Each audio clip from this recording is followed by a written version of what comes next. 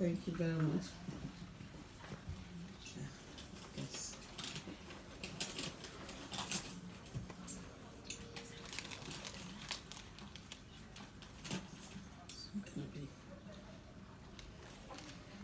We're having this for the first time.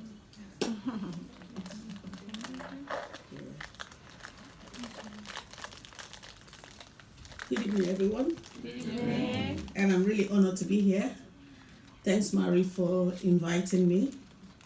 I'll be talking about the future of the African film industry, but I like to call it Nollywood. Because Nollywood is a generic name for African films, be it Congo, Sierra Leone, Cameroon, we know it as Nollywood. And one thing we know that is constant in life is change. And at this juncture, I would like to say that the African film industry has evolved. Nollywood has been changing. I remember in the old days, the first film that I knew about when I was young was Living in Bondage. That film today is one film nobody forgets. Even though the quality wasn't what it is today, it's the lowest of quality that you can think of because that was one of the first films. But I can tell you that today, Nollywood, and it is pertinent at this time to tell you that Nollywood is the second largest film producing industry in the world.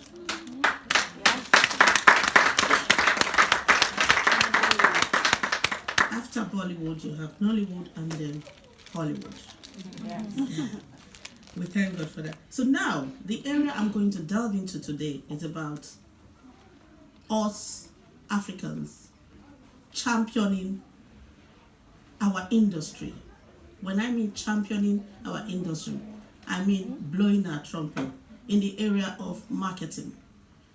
We're making films, but I can tell you that we're not even really making money because the world does not even know about these films when they come out.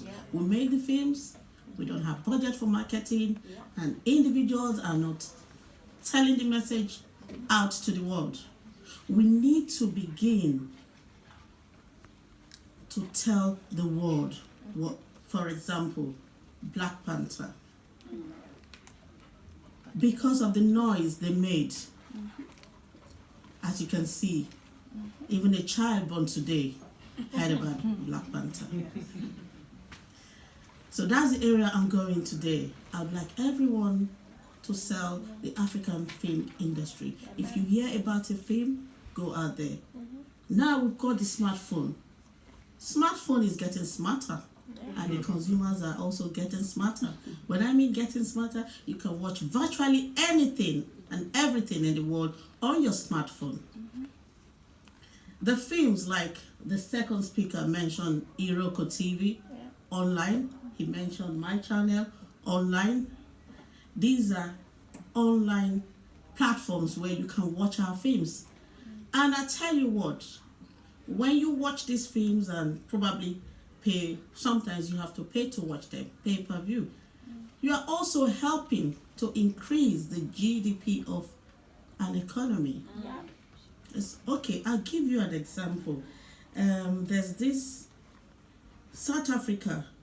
The government is currently encouraging filmmakers by offering grants and loans to filmmakers.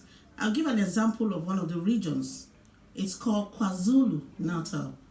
They have actually had and seen a boost in filmmaking in their country because the government has probably encouraged them. If this sort of thing is replicated all over Africa, our economy will be better. So, and the second speaker also spoke about content. I will tell you that above all, good content and sound storytelling is king. Yes. No matter what, you must have a good content, and the story must be told the way it is, authentic. Even though we also want foreign investors, because actually in Africa there isn't much funding in filmmaking. If we have foreign investors, they might want to project the film the way it will favor them.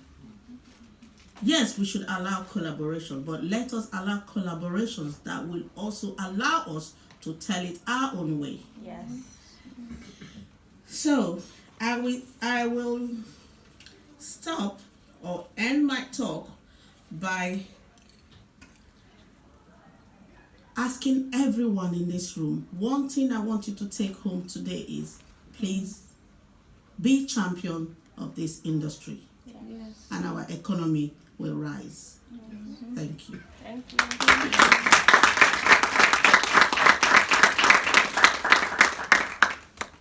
Any questions? Yes. Has anyone got any questions? Guys. Thank you.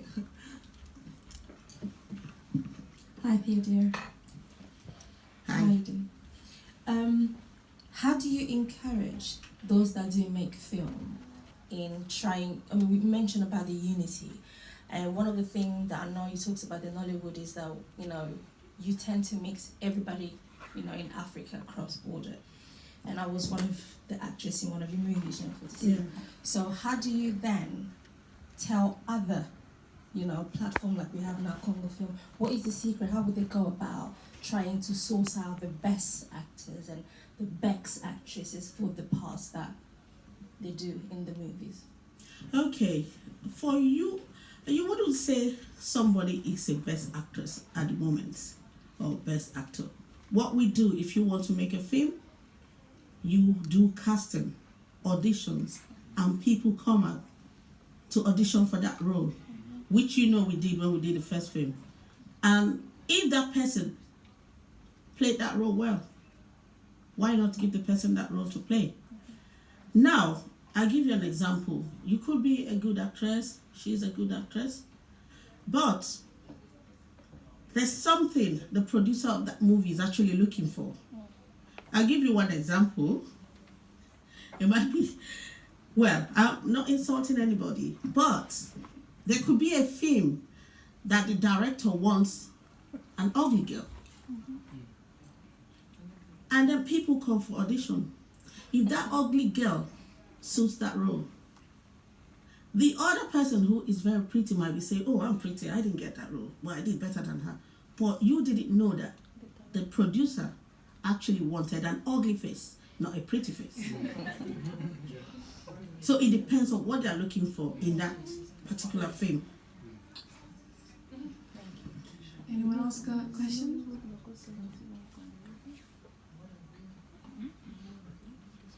No? Okay. All right, that's Thank fine. you very Thank you much. ever so much. Thank you.